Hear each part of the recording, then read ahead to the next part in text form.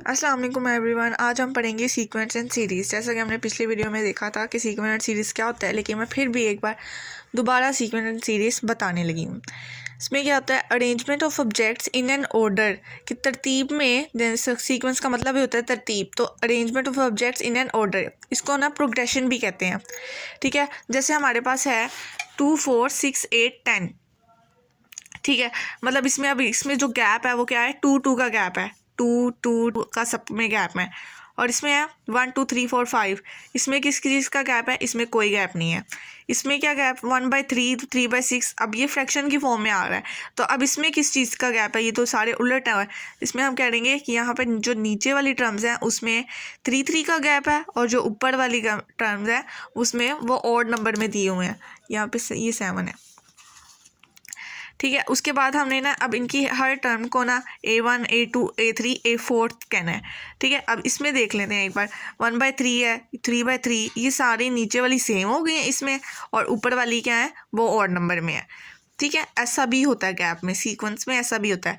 अच्छा, ये सारी ना हमेशा पॉजिटिव रहेंगी, ये कभी, ये जो है ये हमारे पास टर्म्स जो है ये हमेशा पॉजिटिव रहेंगी। ये -1 नहीं हो सकता, -2 नहीं हो सकता, ये हमेशा रहेगा A1 A2 A3 A4। ठीक है, उसके बाद हम पढ़ते हैं सीरीज़। सीरीज़ क्या होता है कि सम ऑफ सीक्वेंस टर्म्स। अब जैसे हमारे पास अब है 1 + 3 + 5 + 7 + 9।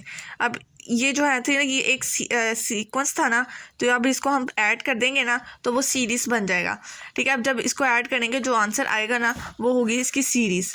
ठीक है, अब अगला हमारे पास है, अब हमें दिया हुआ है 1 2 3 4 5। ठीक है, अब ये उन्होंने कहा कि इनको पुट करना है, हमने n की जगह पुट करना है, n की जगह पुट करना है। इन्होंने कहा कि an फाइंड करें। अब उसका फॉर्मूला है वो है 3n - 1। ठीक है, अब n की जगह 1 को पुट किया तो 3 1 = -1, 3 - 1 2 आ गया, तो मतलब हमारे पास a1 आ गया 2। ठीक है, अब a2 उन्होंने कहा कि an a1 a2, ऐसे हमने a3 a4 a5 जितने वो हमें कहेंगे ना कि इतने a फाइंड करें, तो उतने हमने a फाइंड करने हैं इस फॉर्मूले के ज़रिए। ठीक है, उसमें उन्होंने कहा होगा कि ये वैल्यूज़ पुट करें, तो हम ये वैल्यूज़ पुट कर देंगे। ठीक है, गैप फिक्स होता भी है और नहीं भी होता। ठीक है, इसमें ये नहीं होना कि अब इसमें गैप फिक्स नहीं है तो फिर ये सीक्वेंस नहीं है।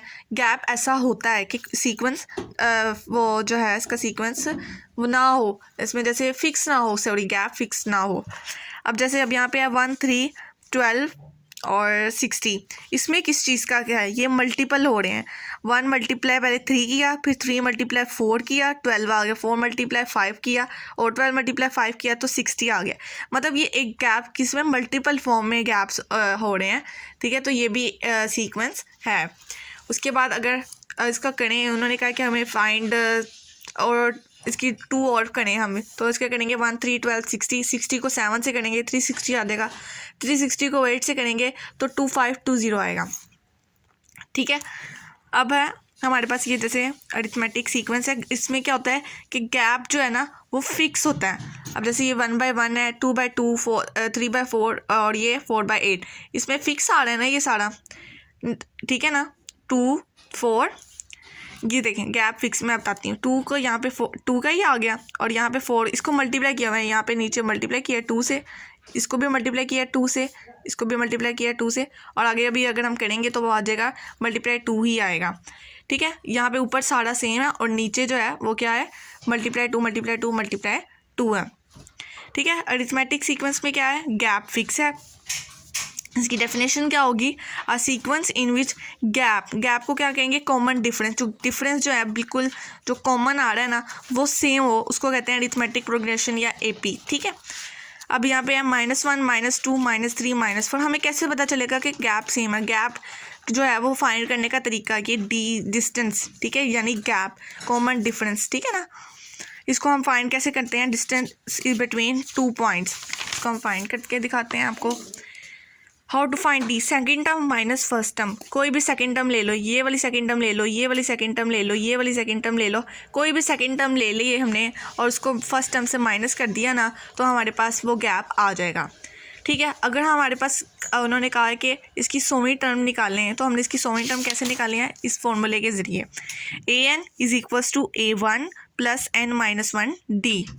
ठीक है, ये फॉर्मूला है हमारे पास, और इसको हम कैसे निकालेंगे, a100 आ गया, an, ठीक है। और a1 हमारे पास क्या है, 2 है, ये देखें a1 है हमारे पास 2 प्लस n-1, 100वीं टर्म निकालनी थी तो n हमारे पास क्या है 100 माइनस 1 और डिस्टेंस हमारे पास आ गया 2, ये निकाल दिया हमने, 2 आ गया हमारे पास।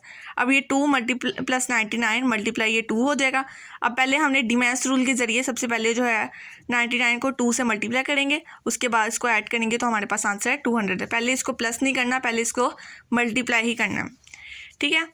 अब अगर हमारे पास उन्होंने कहा है कि x1 2 माइनस एक्स, क्या इसकी शक्ल कहीं से भी लगती है कि ये सीक्वेंस में है? नहीं लगता ना, लेकिन ये है क्योंकि ये हम जब डी निकालेंगे तो हमें पता चल जाएगा, क्योंकि हर ये सारी जो भी हमें मिलेंगी तो वो सीक्वेंस में होगी। उन्होंने कहा कि फाइंड 15 टर्म, तो अब इसकी हम 15 टर्म निकालते हैं इसी फॉर्मूले के ज़रिए। अब a1 हमारे पास क्या है, x है, और n हमारे पास क्या है 15 टर्म निकालनी है, तो 15 माइनस 1, d हमारे पास ये 1 माइनस एक्स आ गया, ये 1 पहले लिखा सेकेंड टर्म और माइनस एक्स लिखा। अगर हम 2 माइनस एक्स माइनस 1 करेंगे तब भी यही आंसर आएगा, ठीक है। आप लोग करके देख सकते हैं। अच्छा जी, यहाँ पे 15 माइनस 1 किया तो 14 आ गया, 14 1 ज़ा 14 माइनस 14 एक्स, तो यहाँ पे क्या आएगा 14 माइनस 14 और ये एक्स से माइनस हुआ तो क्या आएगा माइनस 13 एक्स, क्योंकि बड़ी रकम के साथ साइन माइनस का था तो इसलिए माइनस आया, 14 माइनस 13 एक्स। उसके बाद है हमारे पास 5 2 माइनस 1 और एंड तक जा रहा है माइनस 85 तक। उन्होंने क्या कि ऐसा ट्रेन का कौन सा डब्बा है, ठीक है, विच टर्म ऑफ सीक्वेंस का कौन सा डब्बा है जिसमें माइनस 85 मुसाफिर सवार हैं, उन्होंने वो डब्बा फाइंड करना है, ठीक है। अब ये जो है हमारे पास माइनस 85 यानी इन्होंने हमारे पास an जो है ना वो हमें दे दिया गया है, ये an है हमारे पास, ये हम लिख देते हैं, ये an हमारे पास, इसको हमने उन्होंने फाइंड कर दिया। अब a1 जो है वो 5 है, डिस्टेंस हमें पता चल गया, 2 माइनस 5 करेंगे तो माइनस 3 आ जाएगा, ये डिस्टेंस आ गया। n-1, अब n फाइंड करना है हमने, कौन सा डब्बा है, ठीक है, नंबर फाइंड करना है ना, ठीक है। माइनस, अब ये जो प्लस 5 है यहाँ पे आके माइनस 5 हो जाएगा, minus 85 minus 5 equals to minus 3n plus 3, ये आपस में मल्टीप्लाई हुए हैं, ठीक है। अब ये माइनस 85 माइनस 5 माइनस 90 हो गया, ये प्लस 3 इधर जाके माइनस 3 हो गया, माइनस 3n आ गया, माइनस 93, इसको जब ऐड करेंगे तो माइनस 93 आ जाएगा और यहाँ पे माइनस 3n आ जाएगा। अब यहाँ पे माइनस 3 यहाँ पे जाके डिवाइड हो गया तो यहाँ पे n आ गया, तो n is equal minus minus से कैंसिल हो गए, तो n इज इक्वल टू 31 आ गया। अब हम देखते हैं इसकी 3 टाइप्स हैं, arithmetic series arithmetic sequence, geometric sequence और हार्मोनिक मीन सीक्वेंस। वो हम नेक्स्ट वीडियो में देखेंगे कि हार्मोनिक मीन सीक्वेंस क्या होता है और ज्योमेट्रिक सीक्वेंस क्या होता है। अभी हम फिलहाल अरिथमेटिक सीक्वेंस और सीरीज़ के बारे में पढ़ेंगे। अरिथमेटिक सीरीज़ का फॉर्मूला है n/2 2a1 प्लस n-1d, ठीक है। अगर हमारे पास सवाल है 2 4 6 8 और ये 100 तक जा रही है तो इसको हम कैसे करेंगे, n हमारे पास क्या है 100 तक जा रहा है, 100/2। अब जो है फर्स्ट टर्म a1 2 को a1 से मल्टीप्लाई किया, 2 2 ज़ा प्लस 100 माइनस 1 n-1 और डिस्टेंस हमारे पास 2 ही आ गया, जिससे मल्टी हम इसको माइनस करें तो ठीक है। जब इसको सॉल्व करेंगे तो हमारे पास 2520 आ जाएगा। कैसे आएगा, ये 100/2 50 आ गया, 2 2 ज़ा 4, 100 माइनस 1 99 मल्टीप्लाई 2 198, 198 प्लस 4 202 और ये 50 आ जाएगा और यहाँ पे इसको जब मल्टीप्लाई करेंगे तो 2520 आ जाएगा, ठीक है। अब अगर हमारे पास है a1, उन्होंने हमें 2 दिया हुआ है, ठीक है, हमें आसान कर दिया कि हमें ये बता दिया है कि a1 हमारे पास 2 है। अगर हमें ना भी बताते तो क्या था, हम 1 पुट कर लेते, ठीक है। तो क्यों ऐसे, अगर हम यहाँ पे 1 पुट करते तो हमारे पास ये जो है था फॉर्मूला, ये जो है था ये क्या होना था 1 माइनस 1 n को हम अगर 1 पुट करते 1 माइनस 1 a0 आ जाना था, तो a0 कोई टर्म नहीं होती, a1 से ही हमेशा स्टार्ट होता है, ठीक है। n-1 plus an equals to n plus 2, ये मैं आपको फाइबोनाची सीक्वेंस के बारे में बता रही हूँ, ठीक है, जिसमें ये होता है कि a1 प्लस जो a1 है और जो a2 है वो दोनों सेम होते हैं। अब देखना, अब उन्होंने हमें 2 कह दिया है कि 2 से स्टार्ट करना है, तो 2 माइनस 1 हम करेंगे तो a1 आ जाएगा और ये a2 आ जाएगा इक्वल्स टू 4, तो मतलब a1 जो है हमारे पास 2 आ गया और a2 है हमारे पास वो ऐसे ही रहा, तो ये 4 यहाँ पे, अब यहाँ पे जो 2 है यहाँ पे जाके माइनस हो जाएगा, 4 माइनस 2 इक्वल्स टू 2 आ गया, तो मतलब a2 भी और a1 जो है वो सेम हो गए। इसका मतलब कि ये फाइबोनाची सीक्वेंस है। इसका फॉर्मूला है an-1 plus an equals to n plus 2। उम्मीद है आपको ये वीडियो अच्छी लगी होगी।